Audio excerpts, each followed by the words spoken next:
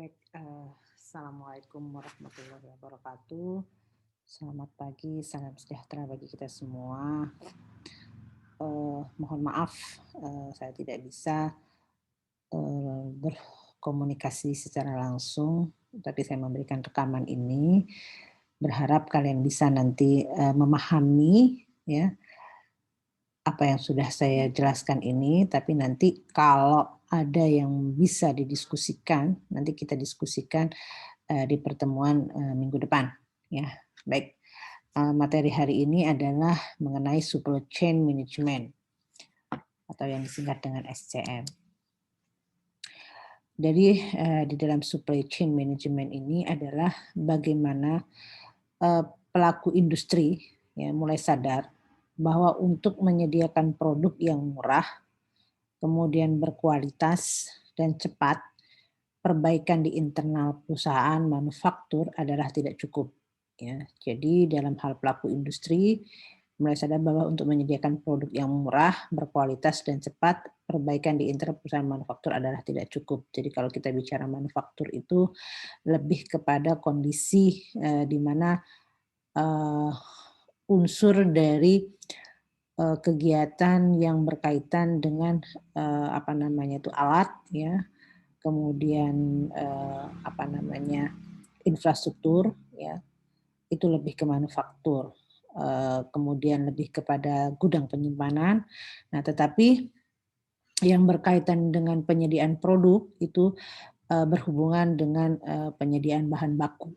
Jadi kemarin minggu-minggu yang lalu saya jelaskan di dalam pertanian, khususnya tanaman tahunan, bahwa penyediaan bahan baku itu merupakan faktor yang sangat penting, ya. Apalagi untuk usaha tani tanam tahunan seperti yang harus melalui proses pengolahan yang tidak langsung dikonsumsi seperti tanaman kelapa sawit, ya, kemudian karet, kemudian teh, ya, perkebunan teh, kemudian lada, kopi dan sebagainya, itu adalah merupakan salah satu produksi yang tidak bisa dikonsumsi secara langsung tapi harus melalui proses pengolahan. Makanya dia merupakan penyediaan produk bahan baku ya. Jadi bagaimana penyediaan bahan baku itu bisa murah dan berkualitas dan cepat ya. Jadi bukan hanya manufaktur dalam hal ketersediaan alat ya, gudang penyimpanan, kemudian sumber daya manusianya, bukan hanya itu saja ya, tetapi juga bagaimana penyediaan produk bahan bakunya untuk diolah atau diproses menjadi bahan setengah jadi, kemudian diproses lagi menjadi bahan jadi, kemudian baru bisa dapat dikonsumsi. Nah, peran serta supplier itu lebih kepada penyedia ya, penyedia di mana perusahaan transportasi itu jaringan distributor adalah yang dibutuhkan. Ya, jadi kalau kita bicara supply chain management itu sama juga dengan kita melihat bagaimana rantai pemasaran. Jadi supplier itu sebagai penyedia, ya, kemudian perusahaan transportasi dan jaringan distributor itu sangat dibutuhkan. Kemudian kesadaran akan adanya produk yang murah, cepat, dan berkualitas, inilah yang melahirkan konsep baru pada tahun 1990-an, yaitu supply chain management atau SCM. Jadi supply chain management ini kalau kita bicara supply chain, ya, jadi bagaimana manajemen penyediaan bahan baku sampai nanti bisa dikonsumsi oleh konsumen. Supply chain dan supply chain management itu adalah jaringan perusahaan-perusahaan yang secara bersama-sama itu bekerja untuk menciptakan dan menghantarkan suatu produk ke tangan pemakai akhir. Ya. Jadi supply chain adalah jaringan perusahaan-perusahaan yang secara bersama-sama, secara bekerja ya untuk menciptakan dan menghantarkan suatu produk ke tangan pemakai akhir. Jadi itulah kata saya tadi kenapa kita bicara supply chain itu lebih kepada jaringan pemasar atau pemasok ya atau supplier yang menyediakan bahan baku kemudian diproses melalui pengolahan sampai bisa ke tangan konsumen untuk dikonsumsi. Jadi perusahaan-perusahaan tersebut termasuk supplier, pabrik, dan distributor, toko atau retail atau suatu perusahaan pendukung seperti jasa logistik. Ya. Jadi perusahaan tersebut termasuk juga sebagai supplier, pabrik, distributor, toko atau retail, serta perusahaan pendukung seperti logistik. Ya. Ada 3 macam hal ya yang harus dikelola dalam supply chain. Yang pertama, aliran barang dari hulu ke hilir. Contohnya, bahan baku yang dikirim dari supplier ke pabrik, setelah produksi selesai dikirim ke distributor, ke pengecer, kemudian ke pemakai akhir atau konsumen. Nah inilah, jadi ada 3 macam hal yang harus dikelola dalam supply chain. Yang pertama itu aliran barang, jadi dari hulu ke hilir. Hulu ke hilir itu dari perkebunan, misalnya perkebunan kelapa sawit, menghasilkan TBS sebagai bahan baku, kemudian dikirim melalui pedagang pengumpul, ya, kemudian sebagai suppliernya ya, atau petani ya, ke pabrik pengolahan TBS menjadi proses minyak sawit, kemudian nanti diolah lagi, untuk diproduksi kembali, dikirim ke distributor ya untuk diolah menjadi bahan jadi ya atau produk turunannya seperti kalau kelapa sawit itu margarin, ya, minyak goreng, alat-alat kosmetik kecantikan, kemudian melalui pengecer, kemudian di pemakai akhir untuk bisa dikonsumsi. Nah inilah kalau kita bicara supply chain management. Jadi yang kedua itu adalah aliran uangnya, ya. Jadi bagaimana secara finansialnya, ya kan? Kita bisa melihat sejenisnya yang mengalir dari hilir ke hulu. Dan ketiga adalah aliran informasi yang bisa terjadi dari hulu ke hilir atau sebaliknya. Jadi ada tiga ya yang kita bisa katakan apa itu supply chain. Dari contohnya aliran barang, contohnya bahan baku, kemudian aliran uang, ya, kemudian yang ketiga aliran informasi. Ya. Jadi finansial itu lebih kepada invoice, ya. Invoice itu lebih kepada bagaimana invoice itu catatan, ya, catatan keuangan, ya, yang kita lakukan untuk ketika ada permintaan barang, ya, kemudian dicatat dalam bentuk invoice berapa jumlahnya dan berapa harganya. Nah itu dikatakan disebut dengan invoice. Jadi invoice itu lebih kepada catatan keuangan atau catatan pembelian dan penjualan, ya, di mana ada berapa jumlah barang yang diminta atau yang mau dijual, kemudian berapa harganya. Kemudian term pembayarannya, term pembayaran itu jangka waktu, ya, jangka waktu pembayaran, apakah pembayarannya secara langsung ataukah pembayarannya dilakukan secara per waktu tertentu yang sudah disepakati. Kemudian yang kedua material. Jadi material itu lebih kepada bahan baku, komponen, ya, kemudian diolah menjadi produk jadi. Kemudian informasi, jadi informasi itu adalah kapasitas di mana berapa jumlah yang dihasilkan yang harus kita jual atau kita kirimkan ke pabrik, kemudian status pengirimannya dan kuotanya berapa, kebutuhannya berapa itu kuotanya. Jadi kita lihat bahwa ada supplier 1, supplier 2, kemudian ada manufakturnya. Manufaktur itu tadi ketersediaan mulai dari sumber daya manusianya, kemudian alat, kemudian infrastruktur, ya, kemudian gudang penyimpanan itu termasuk manufaktur. Kemudian ada distributor, kemudian retail atau toko. Nah, dari sini tidak hanya kata saya tadi tidak harus hulu ke hilir, tapi bisa sebaliknya. Jadi artinya dari finansial bagaimana sistem pembayarannya, kemudian dari materialnya tadi ada bisa retail. Retail itu lebih kepada pencatatan, ya, berapa yang harus dibutuhkan, ya, kemudian recycle itu proses pengolahannya, kemudian repair, ya, pembayarannya. Kemudian ada informasinya melalui order itu adalah berapa jumlah kata saya yang mau dibeli atau mau dijual, ramalannya, kemudian RFQ atau RFP-nya. Nah, Dalam supply chain dan supply chain management dalam kondisi nyata tidak sesederhana sebagaimana di atas. Contoh, sebuah produk sederhana yaitu biskuit kaleng. Ya, misalnya pihak yang terlibat dalam supply chain biskuit kaleng tersebut adalah penghasil gandum, ya kan, atau juga penghasil tebu, penghasil garam, penghasil aluminiumnya, pabrik tepung terigunya, pabrik gula, kemudian distributor biskuitnya, supermarket, perusahaan transportasi dan pergudangan. Ya, jadi kalau kita mau memproduk secara sederhana saja, mau menghasilkan biskuit kaleng, apa saja yang dibutuhkan di dalam supply chain biskuit kaleng itu.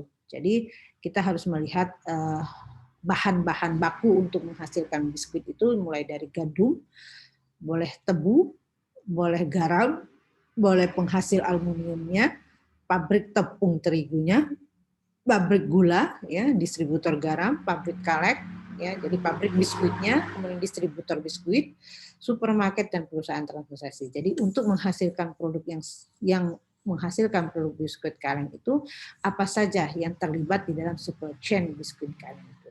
Ya. Oke. Nah, ini skema hubungan yang dibentuk adalah sebagai berikut. Jadi ini adalah kata saya tadi. Nah, ini nomor-nomor ini lebih kepada sama seperti ini. Jadi suppliernya tadi ini kan ada dari supplier. Jadi suppliernya ada 1, 2, 3, 4, 5. Jadi ke 6, ke 5, 6, 7, 8 ya. Jadi dia harus kemana? Kemudian nanti ke pabrik ya. Kemudian baru ke konsumennya. Jadi skema hubungan dibentuk sebagai berikut dalam supply chain management ini. Jadi kita bisa lihat hubungannya bagaimana skema supply chain management tersebut. Nah, supply chain dan SCM, kalau supply chain adalah jaringan fisiknya, yakni perusahaan-perusahaan yang terlibat dalam memasok bahan baku, kemudian memproduksi barang maupun mengirimkannya ke pemakai akhir. Jadi supply chain management adalah metode, alat atau pendekatan pengelolaannya. Jadi kalau kita bicara supply chain management itu adalah jaringan fisiknya, yakni perusahaan-perusahaan yang terlibat dalam memasok bahan baku, ya, memproduksi barang maupun mengirimkannya ke pemakai akhir. Jadi supply chain management adalah metode atau alat untuk pendekatan pengelolaannya.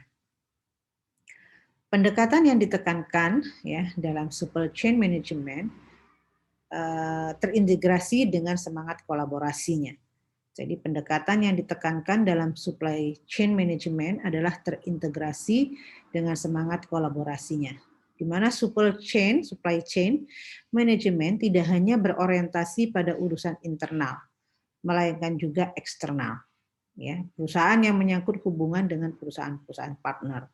Jadi kalau kita bicara supply chain itu selain dengan kegiatan urusan di dalam perusahaan internal juga berhubungan dengan di luar perusahaan, misalnya eksternal tadi ya, yang ada kaitannya nanti dengan perusahaan-perusahaan partner.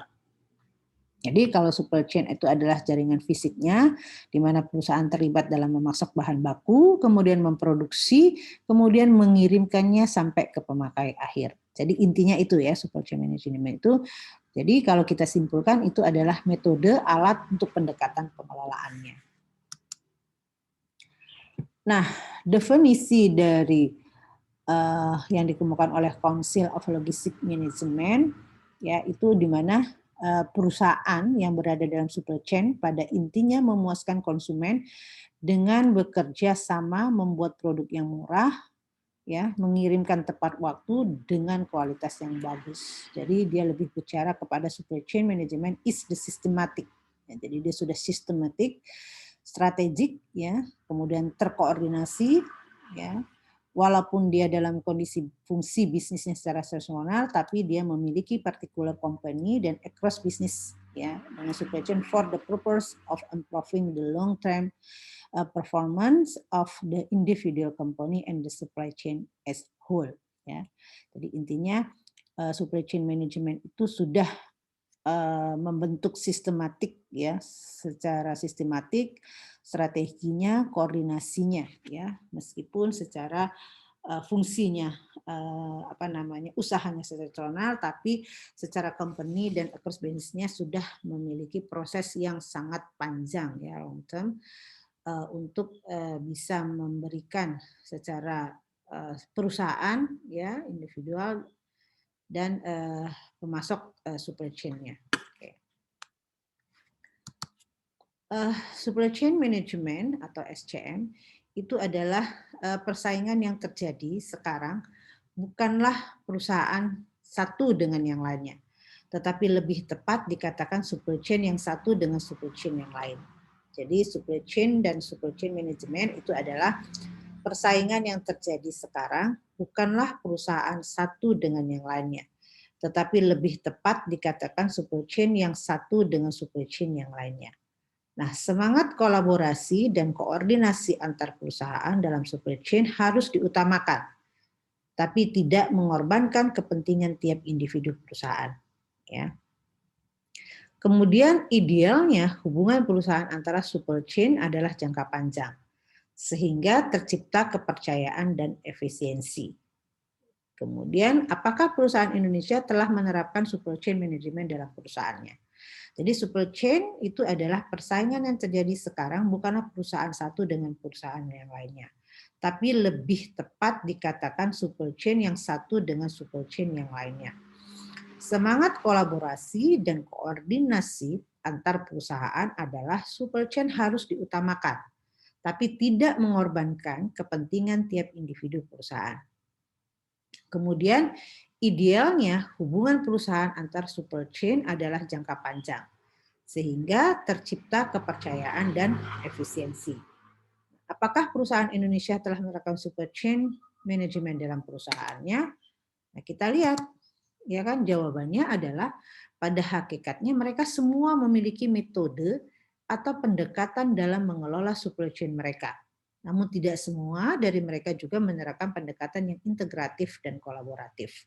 Jadi kadang-kadang antar perusahaan itu masih bersifat, kata saya tadi, kurang integratif ya dan kolaboratif. Jadi ketika dia melakukan supply chain management itu masih dalam tahap masing-masing ya. Jadi belum ada kolaboratif antar perusahaan yang secara integratif.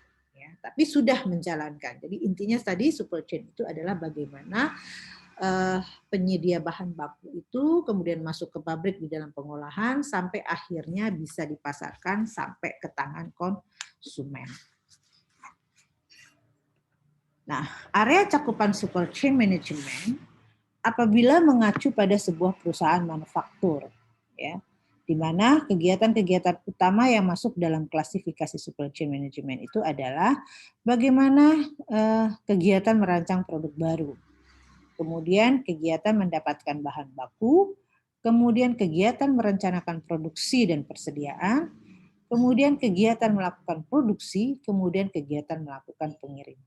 Nah, jadi inilah area dalam cakupan di dalam kegiatan yang berhubungan suatu perusahaan manufaktur ya yang bergerak mulai dari merancang untuk menghasilkan produk baru dalam klasifikasi supply chain management, kemudian kegiatan mendapatkan bahan baku, kegiatan merencanakan produksi dan persediaan, kemudian kegiatan melakukan produksi, kemudian kegiatan melakukan pengiriman. Ya, jadi itulah mengacu pada sebuah perusahaan manufaktur. Kemudian area cakupan supply chain management. Kita lihat yang pertama, pengembangan produk. Ya. Jadi dari pengembangan produk itu apa cakupannya? Jadi dari pengembangan produk itu kita bisa melihat melakukan riset pasar dulu. Itu kata saya kemarin. Ketika kita melakukan kegiatan usaha tani itu kita tahu pasarnya dulu. Jangan sampai kita memproduksi suatu usaha itu tapi nggak ada pasarnya. Nah, nanti produk itu mau dikemanakan, ya kan? Nah, jadi dari cakupannya yang pertama pengembangan produk itu yang kita lakukan adalah riset pasar. Kemudian merancang produk baru, Kemudian melibatkan supplier dalam perancangan produk baru. Itu bagian di dalam pengembangan produk. Kemudian bagian pengadaan. Nah, bagian pengadaan itu apa saja?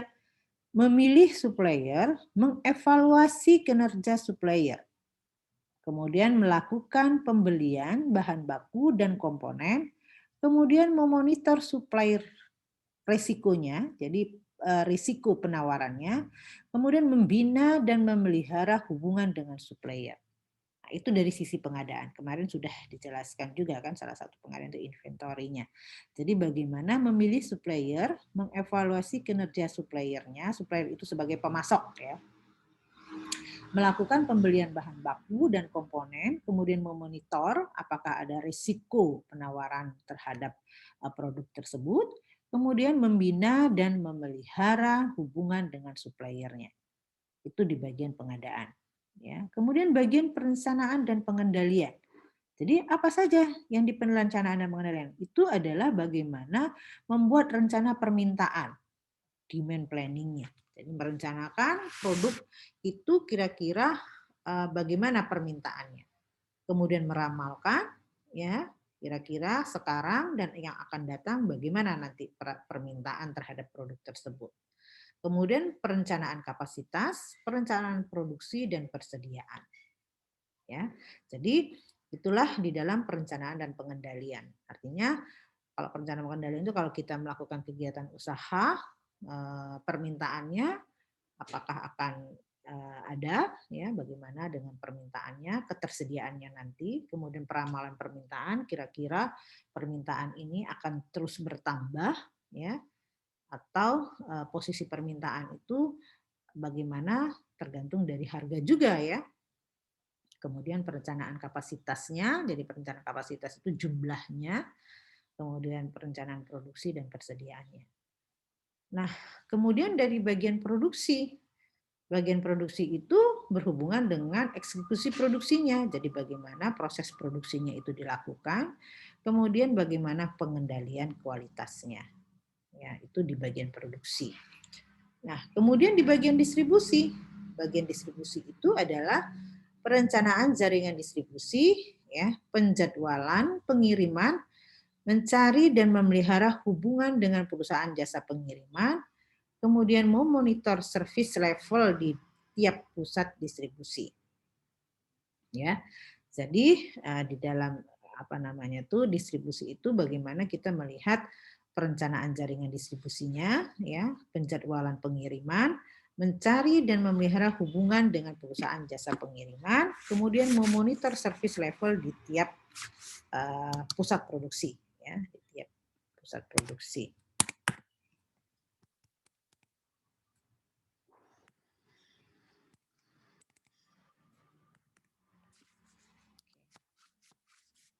Lanjut, bagaimana dengan pengembangan produk? Nah, jadi kalau kita bicara pengembangan produk itu sangat penting, terutama bagi industri inovatif seperti industri garment, komputer, elektronik, packaging, ya dan sebagainya. Karena hari ini produknya life cycle, ya, life cycle-nya pendek. Kalian tahu kan produk yang industri yang inovatif itu cepat sekali perubahannya, cepat sekali berkembangnya. Jadi garment itu lebih kepada produk pakaian ya. Bagaimana kita melihat perkembangan produk pakaian itu makin lama modelnya ya kan, kemudian kualitas bahannya itu semakin lama semakin bagus, makin cepat. Jadi cepat sekali perubahan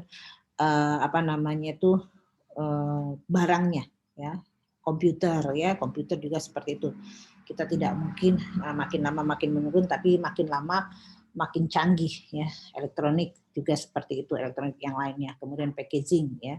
Nah, inilah yang disebut dengan produk life cycle-nya pendek. Jadi perubahan dari produk satu ke produk yang lain itu cepat sekali. Misalnya kita beli barang sekarang dengan harga segini ya, misalnya produk HP lah gitu, elektronik HP. Tahun depan sudah ada lagi perubahan kecepatan atau perubahan kecanggihan dalam produk tersebut ya. Jadi life cycle-nya pendek. Itu di dalam satu pengembangan produk. Kemudian menghasilkan sebuah rancangan produk bisa memakan waktu ya, dan biaya yang sangat besar. Padahal di sisi lain, perusahaan dituntut untuk bisa menghasilkan rancangan dalam waktu cepat dan biaya yang murah. Ya, jadi dalam menghasilkan sebuah rancangan produk bisa memakan waktu dan biaya yang sangat besar. Padahal di sisi lain, perusahaan dituntut untuk bisa menghasilkan rancangan dalam waktu cepat dan biaya yang murah. Dalam perancangan perusahaan harus dipertimbangkan beberapa hal. Yang pertama, harus melihat aspirasi ya, atau keinginan pelanggan. Oleh karena itu, dibutuhkan riset pasar yang memadai. Jadi dalam merancang perusahaan harus mempertimbangkan ya beberapa hal. Yang pertama, aspirasi atau keinginan pelanggan. Oleh karena itu, dibutuhkan riset pasar yang memadai. Yang kedua, produk yang dirancang harus mencerminkan ketersediaan dan sifat-sifat bahan baku. Ya, jadi dalam praktek supply chain management modern itu melibatkan supplier adalah kunci dalam proses perancangan produk. Jadi dalam merancang perusahaan harus mempertimbangkan beberapa hal. Yang pertama aspirasi atau keinginan pelanggan, ya. Oleh karena itu dibutuhkan riset pasar yang memadai. Yang kedua, produk yang dirancang harus mencerminkan ketersediaan dan sifat-sifat bahan baku. Ya, dalam praktek supply chain management modern melibatkan supplier adalah kunci dalam proses perancangan produk. Jadi supplier itu lebih kepada pemasok. Ya. Yang ketiga, fasilitas produksi yang akan dimiliki atau dibangun merupakan aspek manufacturability perlu dipertimbangkan. Ya, jadi itu tadi ya, fasilitas produksinya. Seperti kata saya tadi, alatnya, manufaktur itu kan bagaimana alat, sumber daya, salah satunya juga sumber daya manusianya, kemudian bagaimana tempat penyimpanannya, ya, kemudian infrastrukturnya, itu manufacturability-nya perlu dipertimbangkan. Yang keempat, produk yang dirancang harus sedemikian rupa sehingga kegiatan pengiriman mudah dilakukan, yang tidak menimbulkan biaya-biaya persediaan yang berlebihan di sepanjang supply chain. Jadi keempat, produk yang dirancang harus sedemikian rupa sehingga kegiatan pengiriman mudah dilakukan dan tidak menimbulkan biaya-biaya persediaan yang berlebihan di sepanjang supply chain. Yang kelima, aspek lingkungan. Itu dituntut rancangan yang ramah lingkungan dan mudah didaur ulang. Jadi kita juga sekarang ini bagaimana memanfaatkan aspek lingkungan itu supaya apa yang kita lakukan itu bisa mudah didaur ulang, supaya apa?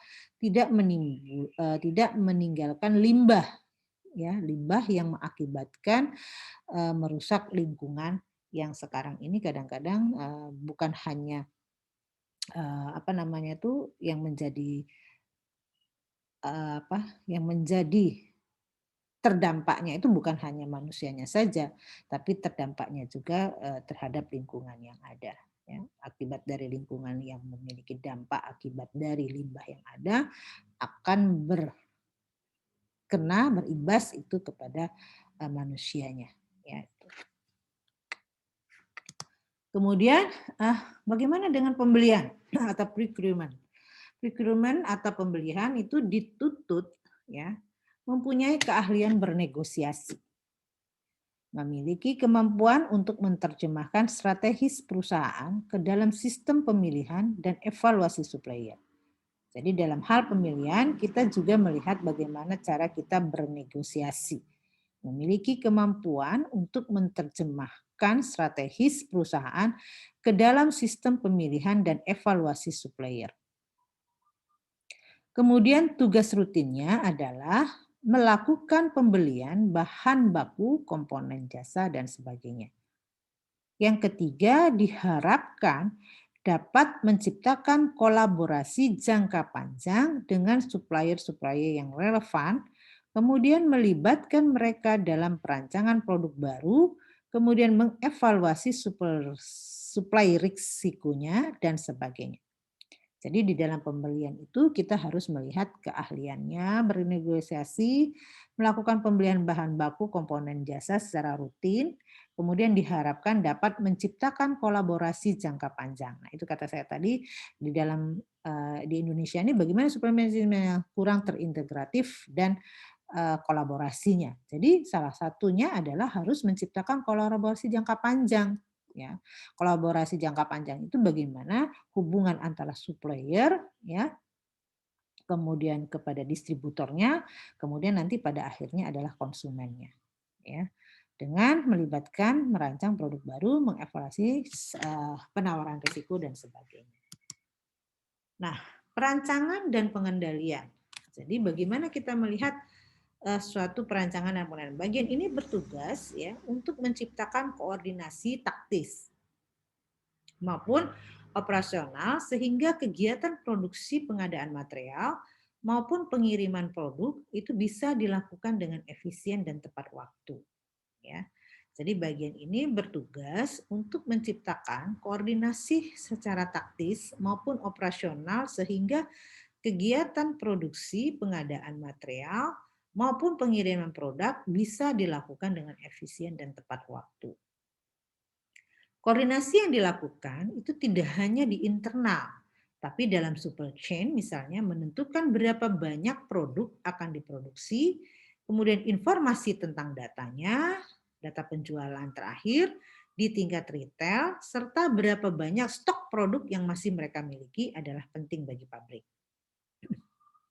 Ya, jadi koordinasi itu dilakukan tidak hanya di internal, tapi dalam supply chain. Ya, tapi di dalam supply chain misalnya menentukan berapa banyak produk yang akan diproduksi, kemudian informasi tentang data penjualan terakhir di tingkat retail, serta berapa banyak stok produk yang masih mereka miliki adalah penting bagi pabrik. Kemudian bahkan retail dengan perusahaan itu saling berkoordinasi untuk menentukan rencana produksi jangka menengah atau pendek. Ya, jadi retail itu dengan perusahaan saling berkoordinasi untuk menentukan bagaimana rencana produksi jangka menengah atau jangka pendeknya. Nah, dari sisi produksi kita akan lihat ya, bagian ini ya bertugas secara fisik ya, bagian ini bertugas secara fisik melakukan transformasi dari bahan baku, bahan setengah jadi atau komponen menjadi produk jadi. Itu bagian diproduksi. Jadi bahan baku, kemudian bahan setengah jadi atau komponen menjadi produk jadi. Nah, kegiatan produksi dalam konteks supply chain management tidak harus dilakukan dalam perusahaan ya. Jadi kegiatan produksi dalam konteks supply chain management tidak harus dilakukan dalam perusahaan. Banyak perusahaan melakukan outsourcing, yaitu memindahkan kegiatan produksi ke pihak subkontraktor. Jadi boleh saja, jadi tidak harus perusahaan tersebut, tapi disubkontraktorkan ya kegiatan produksi tersebut. Sementara perusahaan konsentrasi kegiatan yang menjadi core kompetisinya mereka. Contoh perusahaan sepatu yang memiliki Nike, tidak hanya di Nike itu perusahaannya di mana, ya.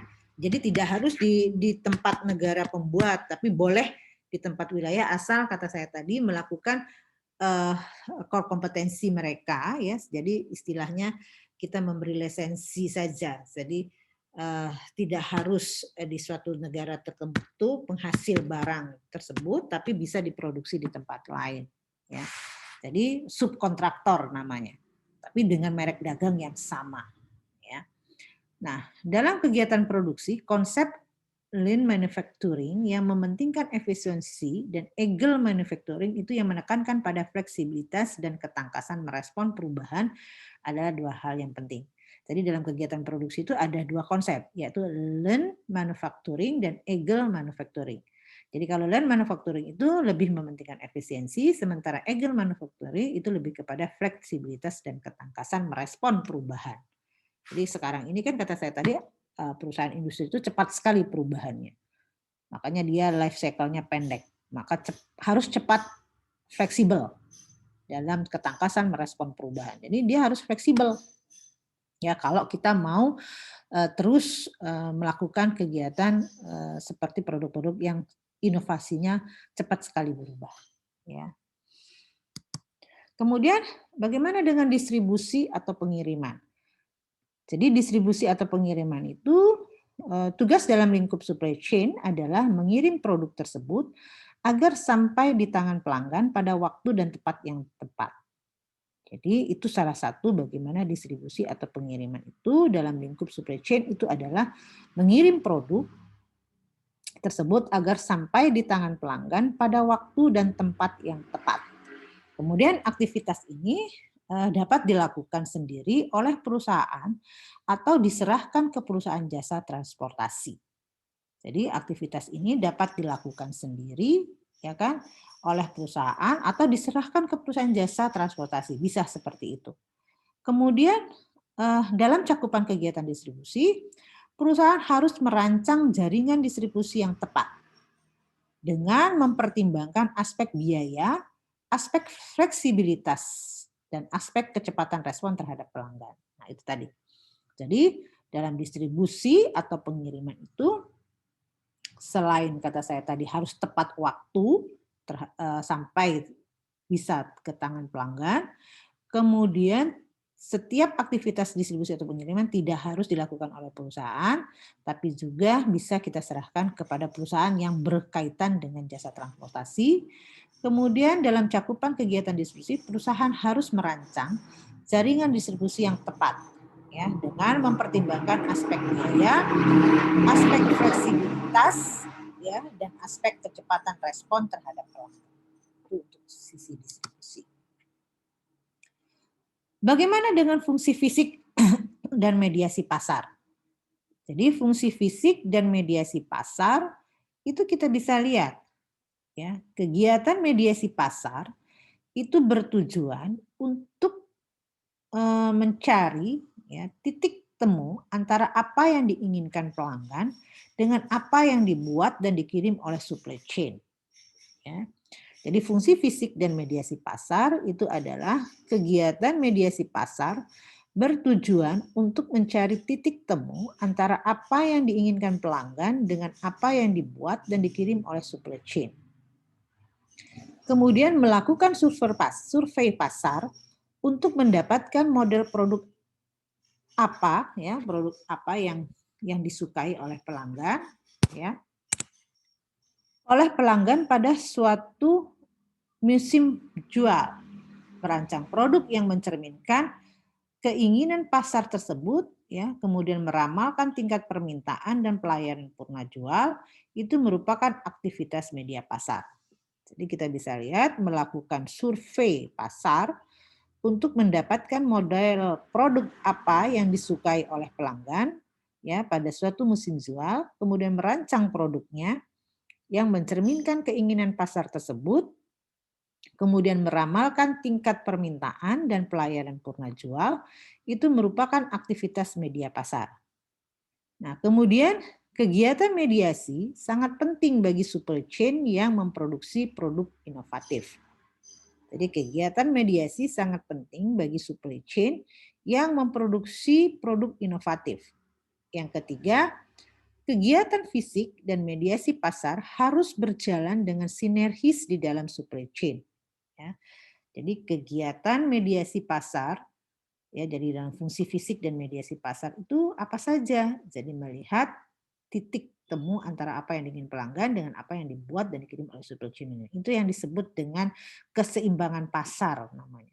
Jadi supply chain itu supplier sebagai produsen, kemudian menghasilkan produk sampai ke tangan akhir konsumen yang sebagai yang membutuhkan barang. Jadi harus mempunyai titik temu. Kalau tidak tidak ada terjadinya transaksi, ya. Kemudian melakukan survei pasar, ya, untuk mendapatkan model produk apa yang disukai, gitu kan. Jadi musimnya lagi apa nih, kemudian kita rancang produknya yang mencerminkan keinginan pasar. Nah, kemudian kita meramalkan tingkat permintaannya, kira-kira permintaan ini peminatnya banyak nggak terhadap produk ini, ya. Jadi permintaan itu terhadap peminat, ya, atau kebutuhan konsumen. Kemudian bagaimana kita melayani penjualnya. Nah, penjual itu dalam hal aktivitas penjualan produknya ke aktivitas pasarnya. Kemudian kegiatan mediasi sangat penting bagi supply chain yang memproduksi produk inovatif. Nah, itu kata saya tadi. Produk inovatif itu cepat sekali perubahannya. Ya kan, perkembangannya, life cycle-nya singkat. Kemudian kegiatan fisik ya dan mediasi pasar harus berjalan dengan sinergis di dalam supply chain.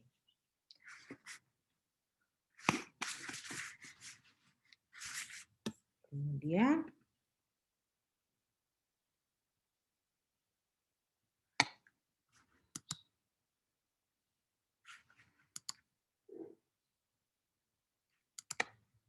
fungsi fisik dan media pasar. Ya, jadi bagaimana fungsi fisik dan mediasi pasar. Jadi dari sisi ini adalah aktivitas fisiknya, kemudian kanan ini adalah aktivitas media pasarnya. Jadi kalau aktivitas fisik itu lebih kepada mencari bahan baku, sourcing. Jadi dia melihat apa sih, di mana sih bahan baku itu tersedianya, kemudian penyimpanannya bagaimana, kemudian distribusi atau transportasinya, kemudian pengembalian produknya atau returnnya. Ya. Kemudian aktivitas mediasi pasar itu lebih kepada riset pasar, ya, pengembangan produk, penetapan harga, kalau ada diskon, kemudian pelayanan purna jual. Jadi sudah paham kalian fungsi fisik dan media pasar itu apa saja yang menyangkut aktivitas fisik, apa saja yang menyangkut dengan aktivitas mediasi pasar. Jadi kalau aktivitas fisik itu lebih kepada mencari bahan baku, searching, kemudian menyimpan material produknya itu di mana, kemudian bagaimana tempat penyimpanannya ya sebelum diproses, kemudian distribusinya bagaimana melewati transportasinya, kemudian pengembalian produknya atau returnnya ya.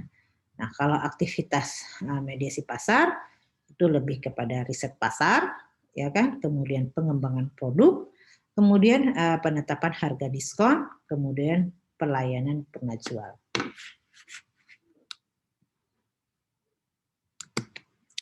Nah, bagaimana dengan tantangan dalam mengelola supply chain? Jadi kita bisa lihat tantangan dalam mengelola supply chain itu apa saja. Tantangan yang pertama, kita bisa lihat bagaimana kompleksitas struktur supply chain, adanya kompleksitas. Yang pertama adalah kompleksitas struktur supply chain itu. Apa sih yang menjadi tantangan yang berhubungan dengan kompleksitas struktur supply chain? Jadi kita melihat bahwa adanya kompleksitas yang melibatkan internal perusahaan maupun eksternal perusahaan. Di mana internal perusahaan itu contohnya antara bagian marketing dengan produksi, kemudian marketing seringkali membuat kesepakatan dengan pelanggan tanpa mengecek secara baik kemampuan produksi. Ya, kadang-kadang yang namanya marketing itu kan bagian pemasaran, yang memasarkan. Sementara dia tidak berkomunikasi dengan bagian produksi. Bagian produksi adalah bagian yang menghasilkan produk. Jadi kalau dia memasarkan tanpa harus melihat bagian produksi, berapa produksi hari ini bisa dilakukan, kemudian dia menawarkan dengan jasa pemasarannya bahwa barang ada tersedia ternyata tidak tersedia, nah itu kan mengakibatkan salah satu menjadi tantangan, ya kan, permintaan banyak. Setelah dia tawarkan, ketika melihat di bagian produksi barang tidak ada, tidak cukup misalnya ya. Nah, itu bisa terjadi. Jadi antara bagian marketing ya dengan produksi, di mana marketing seringkali membuat kesepakatan dengan pelanggan tanpa mengecek secara baik bagaimana kemampuan produksi, perubahan jadwal produksi secara tiba-tiba karena marketing menyepakati perubahan order dengan pelanggan. Nah, di sisi lain ya, produksi sering resisten dengan perubahan mendadak. Nah, itu ya. Jadi resisten itu kadang-kadang punya risiko, resisten itu lebih kepada risiko. Di mana kalau ada perubahan jadwal produksi yang tiba-tiba, nah itu mengakibatkan jumlah produk itu kadang-kadang belum tentu tersedia, sementara bagian marketing sudah menawarkan produknya. Nah, itu kan menjadi salah satu kompleksitas yang melibatkan internal perusahaan maupun eksternal perusahaan. Jadi kalau eksternal itu kepada pelanggan, pada internal itu adalah bagian produksi dan bagian marketingnya. Dengan eksternalnya misalnya supplier yang mengirim pemesan produknya jauh-jauh hari sebelum waktu pengiriman. Dan sedapat mungkin pesanan tidak berubah. Nah, supplier juga menginginkan pengiriman segera setelah produksinya selesai. Nah, itu tadi kan. Dengan eksternal, misalnya antara supplier yang menginginkan pemesanan produknya jauh-jauh hari sebelum waktu pengiriman, dan sedapat mungkin pesanan tidak berubah. Nah, supplier juga menginginkan pengiriman segera setelah produksinya selesai. Itu kan secara eksternal bagaimana, secara internalnya bagaimana. Kemudian tantangan dalam mengelola supply chain. Yang pertama di sisi lain, ya, perusahaan menghendaki fleksibilitas yang tinggi, ya kan, dengan mengubah jumlah, kemudian spesifikasi maupun jadwal pengiriman bahan baku yang dipesan, ya. Jadi di sisi lain tantangan, ya, yang menghendaki tantangannya adalah di sisi lain perusahaan menghendaki fleksibilitas yang tinggi, ya, dengan mengubah jumlah, ya, kemudian spesifikasi maupun jadwal pengiriman bahan baku yang dipesan. Kemudian perusahaan juga menginginkan supplier menggunakan just in time. Jadi tepat waktu, ya, just in time. JIT itu just in time. Jadi perusahaan menginginkan supplier menggunakan just in time yang mengirimkan produk dalam waktu yang tepat dan kuantitasnya sekecil-kecilnya. Jadi itu just in time, itu pengiriman dalam tepat waktu. Kemudian kompleksitas yang lain adalah dalam pembayaran, ya, kemudian budaya dan bahasa. Itu kadang-kadang ada juga, ya, yang masih berkaitan dengan budaya dan bahasa. Ada orang-orang kadang-kadang beda wilayah, kadang-kadang bahasanya juga akan berbeda.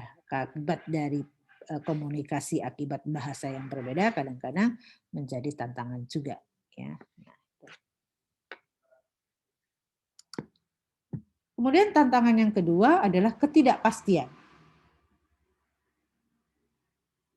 Jadi ketidakpastian itu menimbulkan ketidakpercayaan diri terhadap rencana yang dibuat. Sebagai akibatnya, perusahaan sering menciptakan pengaman di sepanjang supply chain. Nah, pengaman ini bisa berupa safety stock, seperti time atau kapasitas produksi maupun transportasi. Jadi bagaimana penyediaan stoknya, bagaimana dengan waktunya, ya. Itu yang salah satu tantangan kedua, yaitu ketidakpastian. Ketidakpastian itu stok belum tentu ada terus, ya, karena itu menyangkut dalam proses produksinya, kemudian dalam waktu juga kadang-kadang dalam pendistribusiannya, ya. Jadi akibat itu menjadi ketidakpercayaan diri terhadap rencana yang dibuat, ya. Sebagai akibatnya perusahaan sering menciptakan pengamanan di sepanjang supply chain. Nah, sumber ketidakpastian itu tadi adalah ketidakpastian pembeli, kadang-kadang stok ada tapi pembeli tidak ada, kadang-kadang pembelinya atau konsumennya mau minta barang segini tapi stoknya tidak tersedia. Nah, itu kemungkinan yang terjadi. Jadi ketidakpastian pembeli. Kemudian ketidakpastian dari supplier yaitu terkait dengan pengiriman harga, kualitas maupun kuantitas. Ya. Jadi itu bisa jadi menjadi ketidakpastian dari supplier yang terkait dengan pengiriman harga, ya, kualitas maupun kuantitas. Yang ketiga, ketidakpastian internal yang bisa disebabkan kerusakan mesin, ya, kinerja mesin yang tidak sempurna, tenaga kerja serta waktu maupun kualitas produksi. Jadi bisa jadi ketidakpastian internal yang bisa disebabkan kerusakan mesin, kinerja mesin yang tidak sempurna, ya, kemudian tenaga kerja serta waktu atau kualitas produknya. Nah, bagaimana dengan peran teknologi internet? Nah, salah satunya itu adalah sekarang ini kan sudah banyak kita melalui media elektronik, ya. Kita sekarang sudah gampang, kalian saja memesan produk makanan tidak harus ke tokonya, tapi cukup kalian pesan pakai mobil dengan HP, ya, dengan adanya kecanggihan alat-alat elektronik yang memudahkan kalian sekarang tidak harus keluar, Ya kan, kalau dulu anak-anak kos kalau mau mencari makan harus keluar. Kalau terjadinya hujan, akhirnya tidak bisa makan. Ya kan? Karena apa? Karena tidak bisa keluar.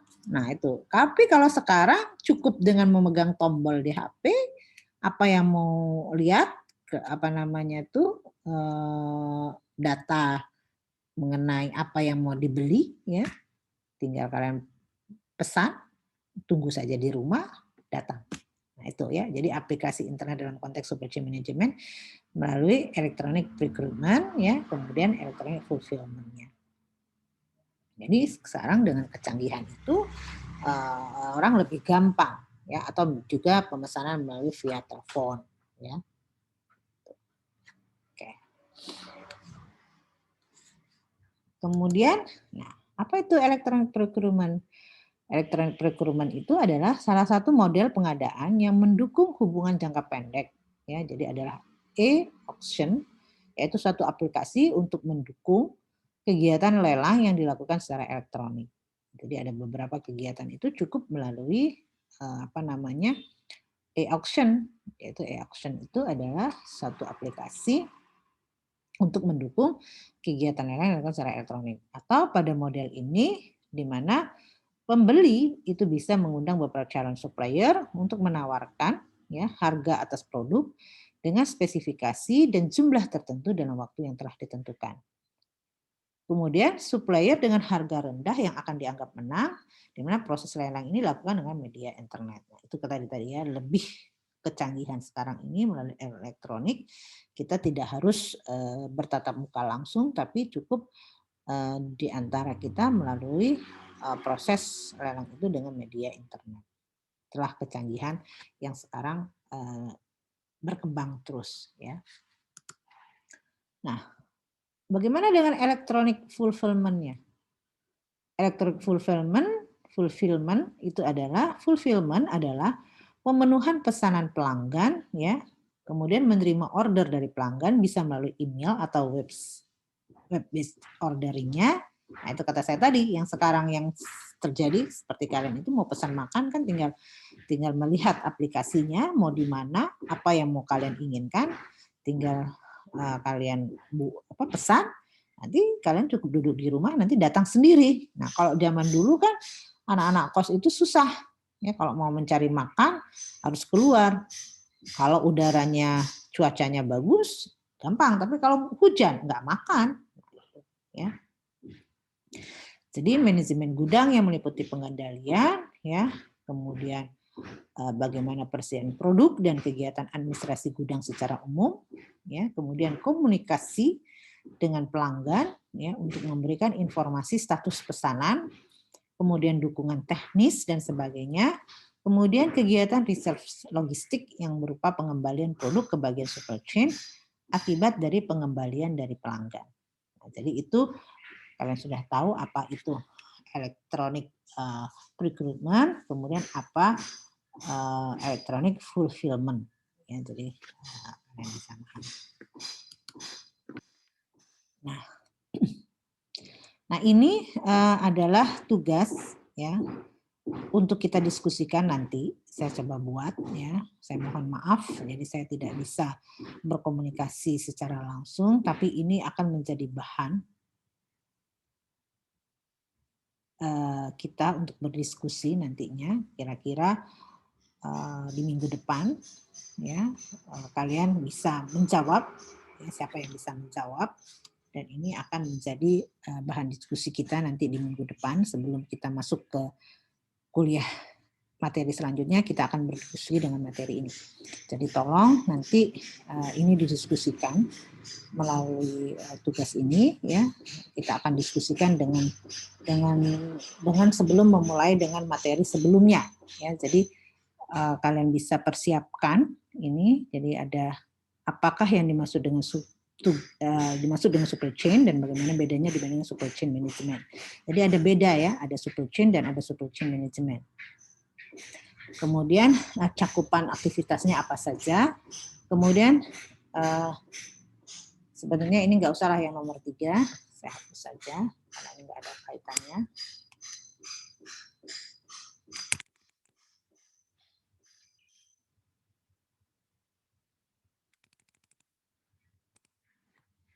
Ya, kompleksitas yang bagaimana yang akan dihadapi manajer pada saat perusahaan mau supply chain, bagaimana peranan media pasar dalam supply chain management, jelaskan peranan internal dalam supply chain management.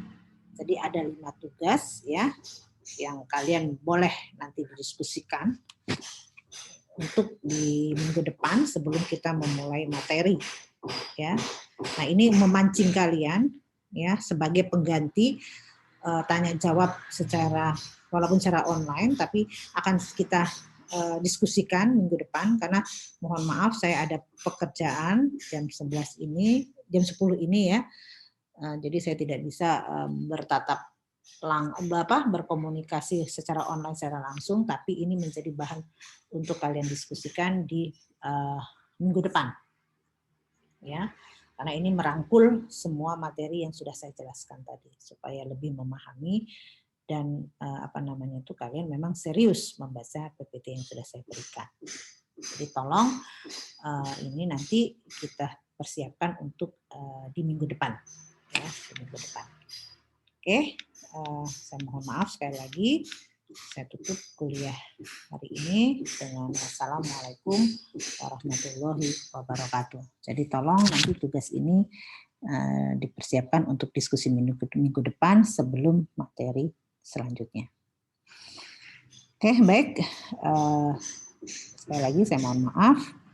Saya tutup dengan wassalamualaikum warahmatullahi wabarakatuh.